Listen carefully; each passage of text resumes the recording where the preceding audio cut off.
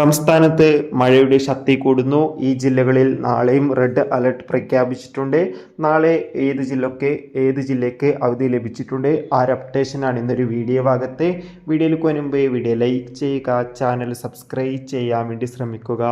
ഇന്നും കേരളത്തിലെ വിവിധ ജില്ലകളിൽ അതിശക്തമായ മഴയായിരുന്നു ഉണ്ടായിരുന്നത്. ഇപ്പോൾ നാളെയും കാലാവസ്ഥ നിരീക്ഷണ കേന്ദ്രം അറിയിച്ചിട്ടുണ്ട്. നാളെ ജൂൺ 19 വ്യാഴാഴ്ചയും കേരളത്തിൽ ശക്തമായ മഴയ്ക്ക് സാധ്യതയുണ്ട്.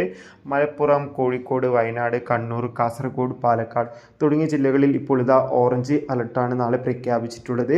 അതോടുകൂടി തന്നെ ആലപ്പുഴ ജില്ലയിലെ കുട്ടനാട് താലൂക്കിലെ മുഴുവൻ വിദ്യാഭ്യാസ സ്ഥാപനങ്ങൾക്കും ഇപ്പോൾ ജില്ലാ കളക്ടർ നാളെ ജൂൺ 19 അവധി പ്രഖ്യാപിച്ചിട്ടുണ്ട്.